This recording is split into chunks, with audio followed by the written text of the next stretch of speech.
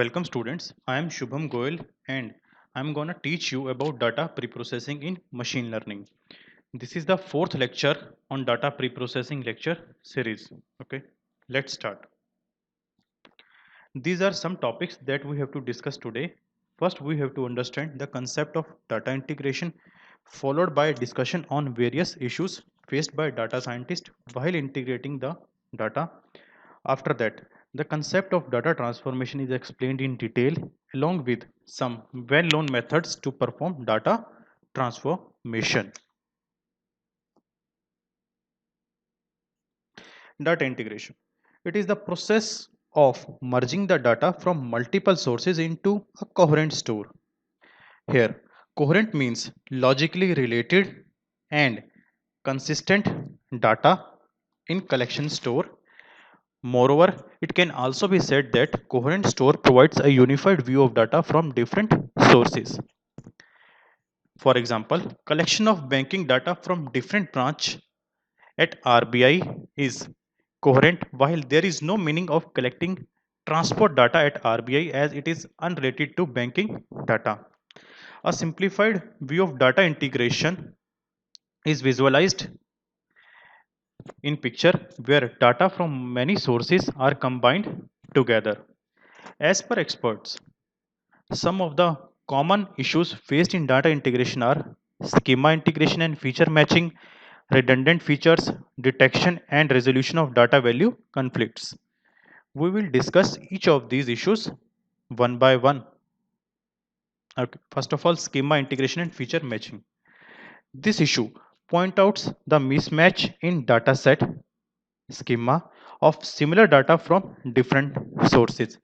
Okay, let's take an example to understand it in much better way. Here, we have taken customer detail schema from three different banks, that is ICICI Bank, HDFC Bank and Punjab National Bank. This customer data from different banks are required by RBI for analysis. But while integrating this together, an issue comes up regarding the naming convention of feature vectors like for customer ID by ICICI and PNB use cust ID while HDFC use customer number. So in actual these are same features but for machine learning there is a conflict. So these conflict must be resolved using analysis of metadata, that is data about data, before doing any integration. Otherwise it will lead to a performance degradation problem or maybe some type of error in the model. So carefully analyze the metadata. Now next one, redundant features. They are unwanted features. That means these are extra features which are contributing nothing to the dataset, in fact resulting in duplicacy of information.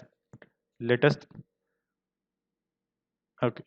For example, in case of customer detail schema of bank, age is an redundant attribute where date of birth is given. We want to say that, let's suppose in a schema both age and DOB is given. In that case age is a redundant attribute, that because age and date of birth are both are representing the same information. So these redundant feature can be detected using the concept of correlation analysis denoted by small r. So the formula for calculating the correlation is this one. Okay, there can be many versions of this formula but all will be pointing to the same thing, so don't need to worry that this formula is this way, another formula is this way. They are all are the same versions. So in formula given here we are measuring correlation between x and y feature. Based on the values of r, there are three types of correlation. First one, positive correlation, means with increase or decrease in value of x there is an increase or decrease in y respectively. Second one is negative correlation, that means increase in x there is an decrease in y or vice versa, no correlation. No impact of increase or decrease in value of x on y values. So let us take some example for positive correlation. The sale of ice cream and increase in temperature are positive correlated, that because we know that in summer when temperature increases the sale of ice cream goes up. Example of negative correlation, let us take the case of increase in value of temperature and sale of hot coffee, and we know that when the temperature increases we prefer colder things than the hotter ones. No correlation. Like we can take the case of a sale of a bread and the sale of mobile phone, there is no relation between them. Okay. So next one is detection and resolution of data value conflicts. In this features in different dataset schemas from different sources have same name, but data values have different domains. Let me show you. So for example, let us take the essential commodity detail of some product from different countries where are in dollar, rupee and pounds. So here we know that for marking the rate of the product, price is used. That means all having the same feature name, but for one country price is represented in dollar, for another price is represented in rupees, and for other price is represented in pound. So here comes the conflict. So before analyzing this data by researcher, this conflict must be resolved, otherwise the result of machine learning model will be wrong. In this issue also, help of metadata is taken before integrating the data from different sources, or you can say different countries in our example. Next one is data transformation. Data transformation, it is the process to transform or consolidate the data in a form suitable for machine learning algorithms. Some of the well known and widely used techniques of data transformation are normalization, aggregation, generalization and feature construction. We will discuss each of these techniques in a one by one manner. Normalization, it is a technique of mapping the numeric feature vector values of any range into a specific smaller range. The most common ranges after normalization is 0 to 1 or -1 to 1. Normalization is a very important step of data preprocessing under the data transformation, as many a times the values present in a feature vector are of different ranges. That makes applicability of many machine learning models difficult, as it takes more time to train the dataset. So normalization must be done before going for any model training. Some of the popular normalization methods are min max method, mean normalization, z-score normalization and decimal scaling. We will discuss each of these techniques with the help of some example in upcoming slides. First one is min max method. Here the formula for normalization is x x x bar is equal to x minus x mean, x max and x mean. Here this one, this symbol x dash is representing the mapped value, that is the normalized value of the value of x. S is the original. So here x dash is the mapped value or the normalized value for the value of x, and x is the original value that is need to be mapped into a specific range. X mean and x max are the maximum and minimum value of the original feature vector values. So let us take an example. Let's suppose we want to normalize 2. We want to normalize this 2. Then according to the formula, what we have to do is we have to use 2 minus 2. Minus 2 means 2 is the minimum value. X max maximum value is 90 minus 2.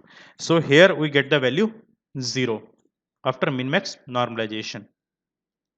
Let me take one more case. Let us, we are taking example 47. Here 47 minus 2 upon 90 minus 2, that is 88, result in 0.512. 2. This is the normalized value of 47. So here the normalized range is 0 to 1. Next one is mean normalization. So here what the formula what we have used is, we have used x dash is equal to x minus x bar, that is the mean of the original feature vector, upon x max minus x mean. So let's suppose here we want to normalize the value of 2. So what we have to do is 2 minus the mean value. Here the mean value of this feature vector x is 32.4. So 2 minus 32.4 upon 88, it becomes minus 0.345. Similarly for 47 we get the value 0.166. Similarly other values can also be obtained. Next one is z-score method, or you can say z-score normalization. So in this what we have to do is, we have to use the formula x dash is equal to x minus x bar upon sigma. Sigma is the standard deviation of the feature vector corresponding to x. So here if you want to normalize the value of 2, then what you have to use, 2 minus mean of x upon sigma. Here mean is 32.4 and standard deviation is 36.78. So it becomes 2 minus 32.4 upon 36.8, it becomes 0.826. Similarly for 47 it becomes 0.397. Similarly other values can also be obtained. So there is one more fact need to be added in z-score method, that this normalization is a very important one that find its usage in many applications, as after normalization it converts the feature vector to standard normal variable with mean 0 and standard deviation 1. The graph obtained from normalized feature vector values is a bell-shaped curve, and we know that this finds application in many applications. Okay, now next one is decimal scaling method, or you can say decimal scaling normalization. Here similarly x dash, same thing, that is the mapped or the normalized value, x is the original value. Here the formula is x must be divided by 10 to the power j. Here j is the count of digits in the minimum or maximum, means we have to count the number of digits in minimum and maximum value, and which one has having the maximum, we have to take the value of, that is z. So here maximum is 90, so number of digits is 2, so here it becomes 100. Then for 2 divided by 100 is becomes 0.02, 47 divided by 100 it becomes 0.47. So next method of transformation is aggregation. Take the aggregate of data values in order to put the data in a better perspective. Example, in case of transactional data, day-to-day sales of product at various store locations can be aggregated store-wise over months or years in order to be analyzed for some decision. Okay, let us understand it in a more better way. Suppose the marketing head of Reliance Fresh Store of North India want to analyze the sales data over the entire year. Now, if he starts analyzing the day by day data of different store, then it's gonna be very cumbersome to make some relevance. So it is better to make some analysis on the basis of aggregated version of the data that is more stable and concrete. So there are one more points to read. Some benefits of data aggregation: reduced memory consumption, and second one is provides more stable viewpoint than individual data points. Let us understand the aggregation point which we have discussed here with the help of some picture or example. Here in the picture, month-wise and year-wise cash flow is shown, which clearly depicts the benefit of aggregated data point version, as it is more stable and less complex to make some inference. Suppose if you want to make some inference on the basis of this data, month-wise, that too can make some inference. Let's suppose if this data is day-to-day basis, then it's gonna be very difficult to judge that what to figure out from this data. But if we take the aggregated data, let's suppose we have taken year wise, then analysis can be make more easy or valid using this data. And as the size is reduced, so we can use it very carefully or to get some inference. Next one is generalization. The data is generalized from low level to higher order concept using concept hierarchies. For example, let us suppose if the problem is to make inference from some disease dataset of patients at ward level, then keeping the street number for analysis is less relevant than making the patient by country name. That is, if we are using the street in which the patient lives in every country, every state, every city, that gonna be very redundant type of thing. So if some patient is Indian, then it should be marked Indian. Okay.